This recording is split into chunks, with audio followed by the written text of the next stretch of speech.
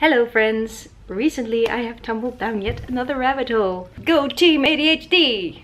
Dyeing. With a Y. Dyeing. Natural dyeing, chemical dyeing.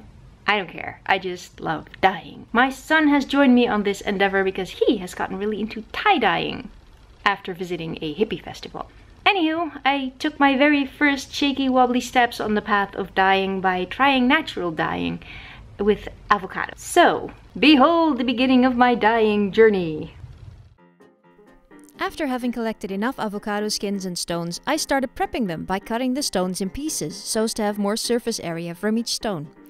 This was easier than it sounds, because once they've dried, they're not that hard anymore and you can cut them quite easily with the right knife. By right knife, I mean sharp knife, so be very careful.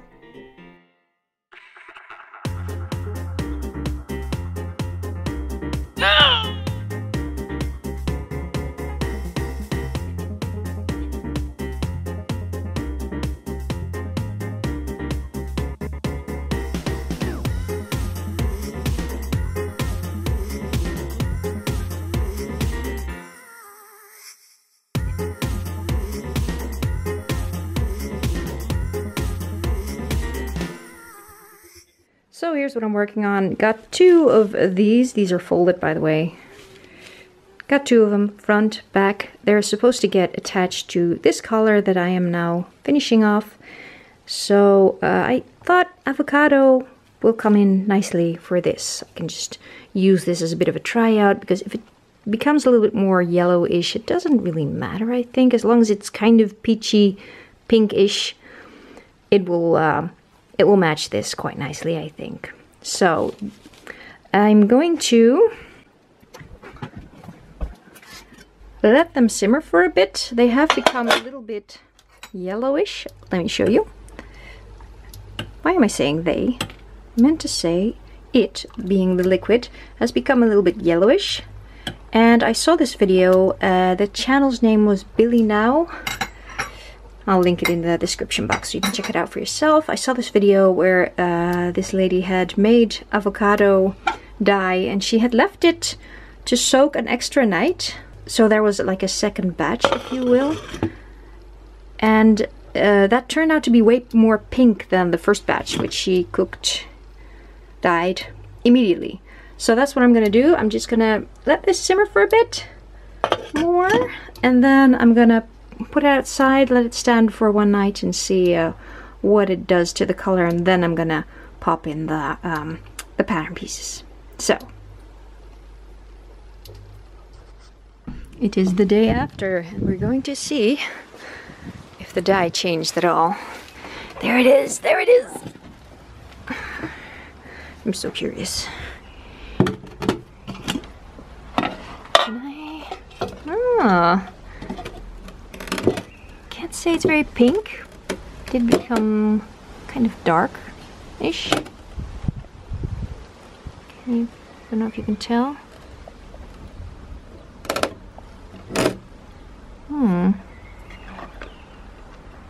Maybe I should just leave it a little bit more, or I don't know, add something. I'll look it up. So, getting down to business, this is what's going into the dye, except that I only actually put 2 of the 4 skeins of yarn into the dyeing pot. And to be honest, I have no idea what happened to the other 2. I only saw just now, while editing, that I had intended to dye 4 skeins instead of 2. Oh well.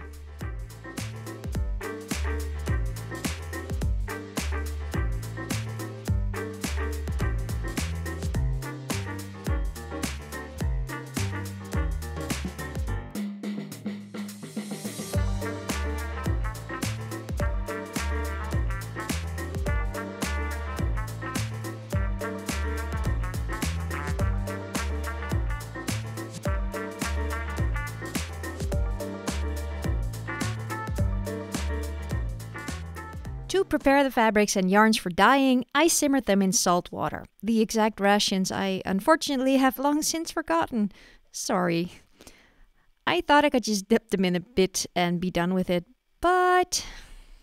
So I didn't read quite well, and I sort of skipped over the part where it says that you have to simmer this for about an hour. So I have submerged the fabric and I have added the cotton. cotton yarn, and I've added more salt water. So this is gonna now simmer for an hour, and then we're gonna take it to the dye.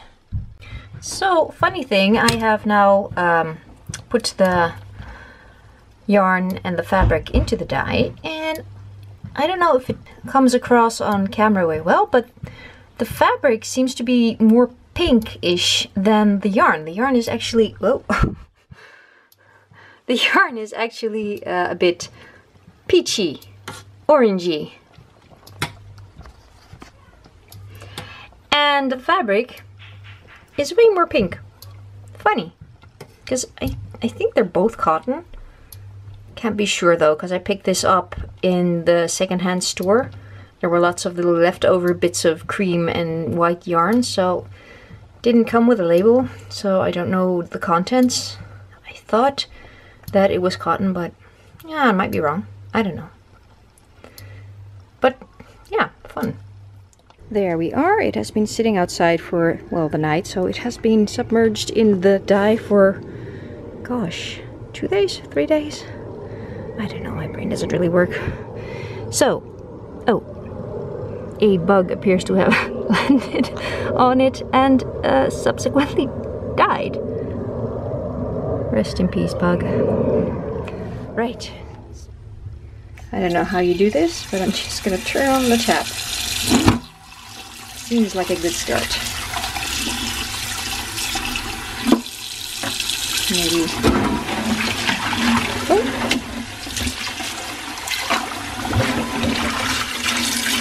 There it goes. Had deepened the color. It's cool to see. Okay, so I noticed that as I had picked it out a couple of times, because I was very curious, that I left a couple of pieces of avocado peel in there, and I think that it settled upon this bit of the yarn, leaving this much more intensely colored than the rest. But let's just turn this off because I can't hear myself talk. But I really like it. It gives this sort of well, I can't think of the word right now, but I'm sure you know what I mean. You know, it gives you a bit of a oh, never mind. Did I mention my brain doesn't work? Okay, so I guess I'm just gonna drain this and then just put it back in the same. Oh, wait a second. What's this? Is this rust or is this avocado paint? Because I have read about using rust as a, how do you say it? Mordant it with rusty nails or something like that. I need to get into that more, but need to read about it some more. But maybe there was rust in this pan and I didn't notice, and it sort of accidentally mordanted it a bit anyway. That would be fun. But, well, here we go. Rinse out until it doesn't show color anymore in the water.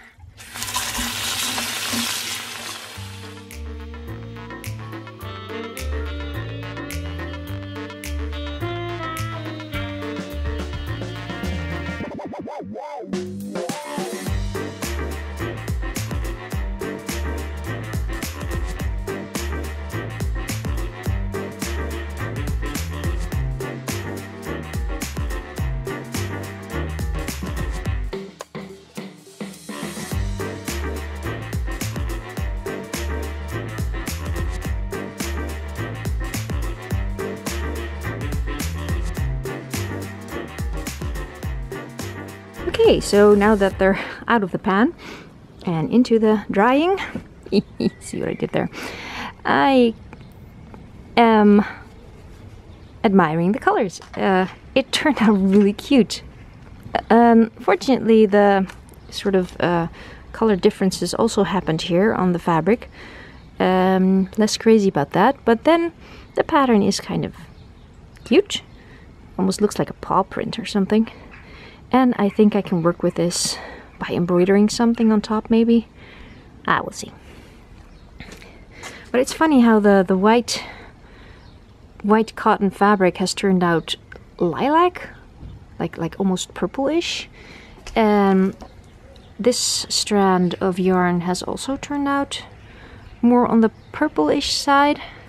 Pink purple, well no, I guess you'd call it pink with purple splotches in it. Something like that. Either way, I love it. And this one here is more peachy pink. And I love it equally.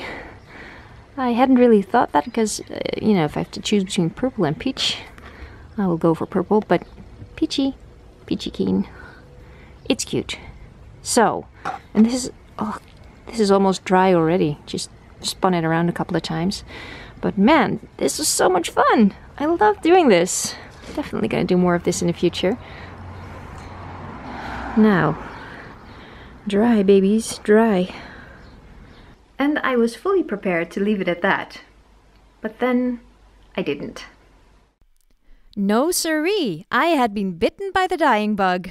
Now my eyes turned towards my backyard. What else could I dye with? Apparently, stinging nettles can give off a really nice green color depending on when they are harvested. So I donned my gardening gloves and went nettle cutting.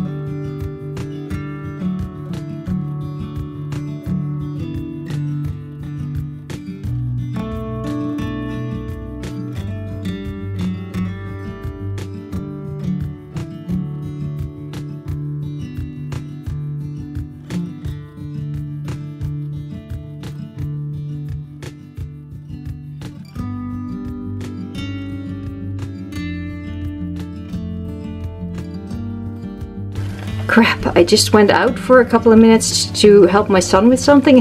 Now it's boiling. Ah, screw this little plate. Can't really get it as precise as I want, so I hope it's not gonna make the yarn too... I hope it's not gonna mess with the suppleness of the yarn. Well, I'm just gonna turn it off and leave it here for the night. Oh, I have to put a lid on.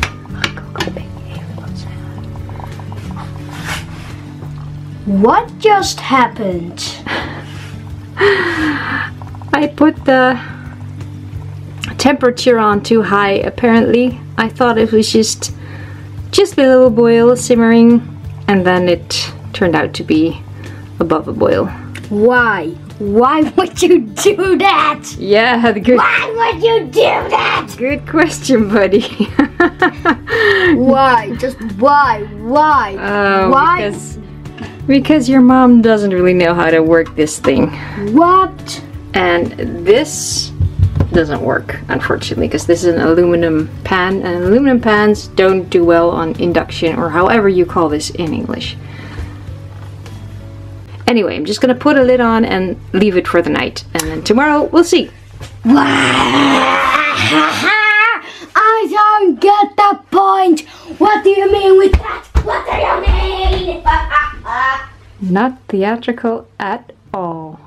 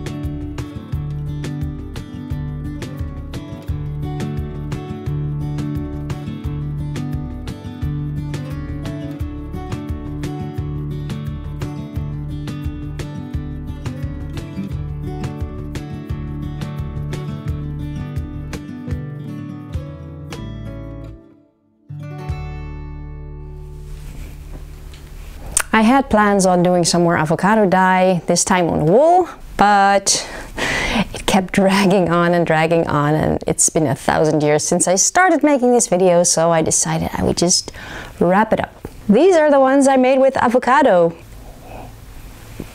They're so cute. I still want to do more avocado dyeing. I want to try wool yarn, see if that takes in a different manner, and try more denting it with maybe with the rusty nails. I've been seeing a lot of that on Pinterest and such.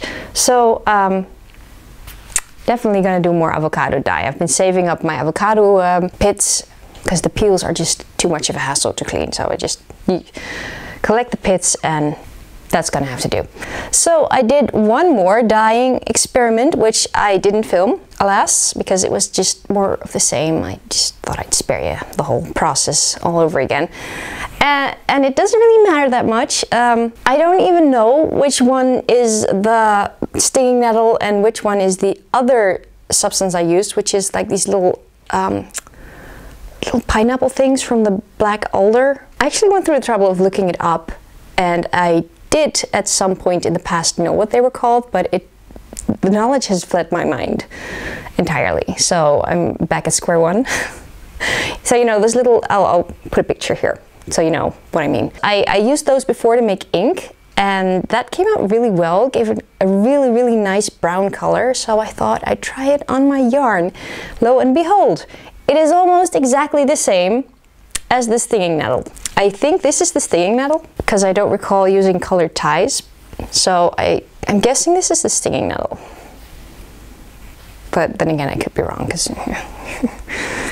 and although if I had to guess, I would say this is the black alder and this is the stinging nettle.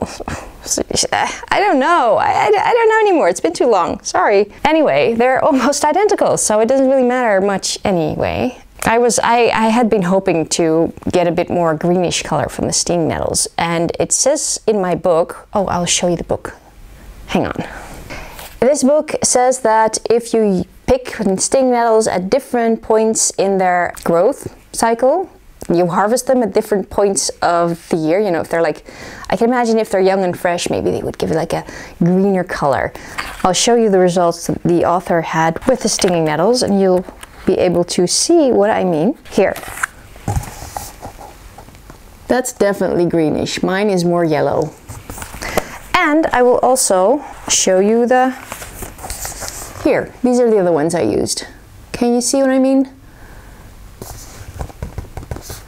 And this is definitely, though, guessing these are it. They come pretty close. So, this is a really fabulous book, by the way. If you're Dutch, it's in Dutch, unfortunately. I don't know if it's been translated. I would guess not, but it's really nice. It's very earthy and kind of hippie, and it shows you how to make your own knitting needles and crochet hooks, and it has some recipes inside, some patterns, really simple patterns. And it's just, I haven't read it through yet, but I've just sort of I've read certain bits and pieces, but I can't wait to read through just all the way on some cozy day far in the future when I have time. Maybe when the youngest has gone off to school as well. So yeah, if you're Dutch, if you're into natural dyeing at all, if you want to start natural dyeing, I highly recommend. It's very nice. So that concludes the end of my experiment right now. Like I said, I definitely want to do more dyeing. I also want to try chemical dyes. Well, that's it, really. Thank you for sticking with me through my dyeing trials and tribulations and witnessing my first cheeky little steps on the path of dyeing and natural dyeing, because it definitely is something that I want to do more of in the future. If you enjoyed this video, let me know. If you didn't enjoy it, you can also let me know. But hopefully you'll do so in kind terms. As always, thank you for watching. If you want to support me further, you can do so by liking, subscribing, leaving a comment, sharing this video with your friends that might be interested in the subject matter.